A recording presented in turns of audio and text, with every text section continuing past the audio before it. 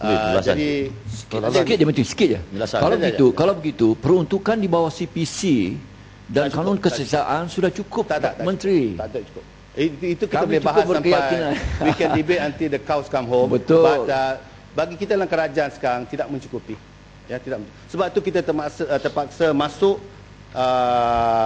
perkara-perkara baru seperti espionage, untuk dijadikan sebagai dalam CPC dia tidak ada preventif punya. Betul, tapi tidak boleh dipindah situ, Menteri. Ya? Tidak boleh dipindah dalam CPC itu sendiri dan kanun substantive law itu sendiri boleh dipindah. Tak cukup. Tak boleh. Pengalaman kita apabila kita memikir untuk memerangi teroris ini, kita punya special branch, kita punya polis juga berhubung dengan Amerika Syarikat, berhubung dengan Britain, dan semuanya juga mempunyai mereka punya CPC, PC mereka sendiri, maknanya penal code mereka sendiri, dan mereka juga berpendapat tidak cukup. Sebab itu dia ada Patriot, dia ada Anti-Terrorist Act di Australia semua. Ya, ini satu pertemuan pendapat yang kita buat bersama dengan negara-negara yang dianggap sebagai negara sasaran. Ya. Dia ada targets actually, and for them also they believe that it is not enough. Even in US, semalam siapa Kota Belud ada menyebut beberapa akta lebih drakonian lagi. Tentera boleh tangkap civilian.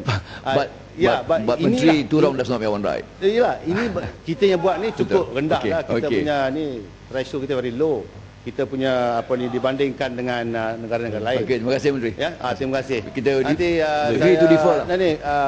Ada ya Beruas, lepas Beruas Bukit Gelugor. InsyaAllah. Sekali.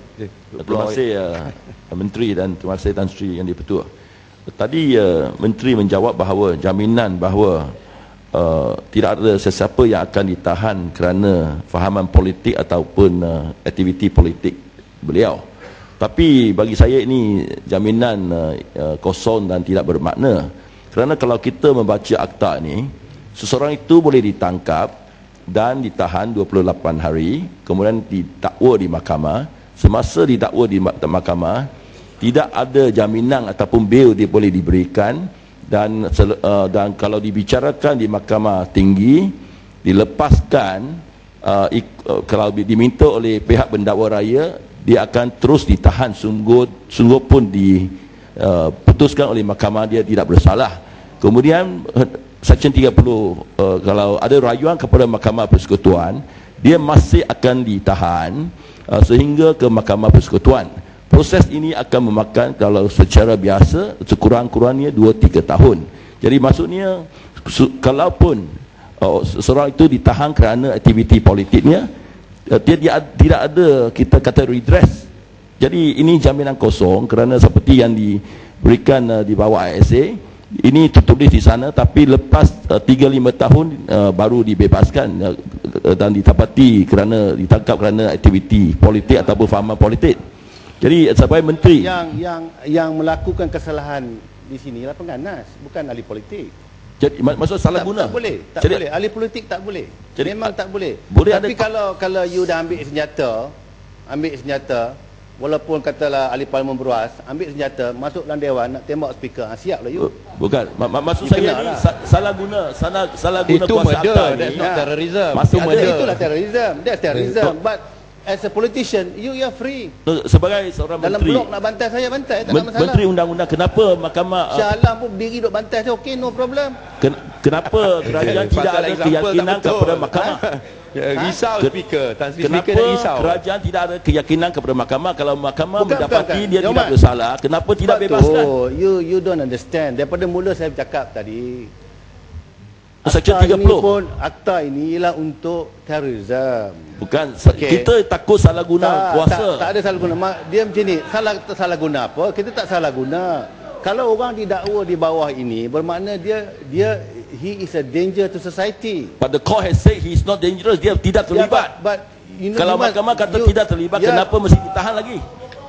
Itu soalan saya. Ya, tapi you kena faham, di negara kita, sistem undang-undang kita ada appeal. High Court to Appeals Court to Federal Court. Jadi ini proses perundangan kita. Bermakna walaupun dia ambil keputusan di peringkat Mahkamah Tinggi, ada ruang untuk merayu, bukan sahaja kepada prosecution tetapi juga kepada dia. Jadi ini satu proses mahkamah yang tidak boleh kita ketepikan. Dan bayangkan seorang teroris, walaupun satu hari kita lepas dia, katalah bila kita bagi intention, we are going to appeal. The appeal will take some time. Tapi nak buat macam mana? Inilah proses perundangan kita. Kalau kita lepas dia satu hari, dia pengganas, bayangkan dia akan hilangkan diri dia. Saya bukan katakan bebaskan pengganas. Mahkamah sudah katakan dia bukan pengganas. Ya, betul. Kenapa But lagi there is ditahan? an appeal. Dia ada ruang untuk merayu. Dia bukan muktamad. Kalau dia sudah dibuktikan tidak bersalah. Saya nak beritahu kepada saudara, even dalam kes jenayah biasa pun, murder case, do you allow a murderer, katalah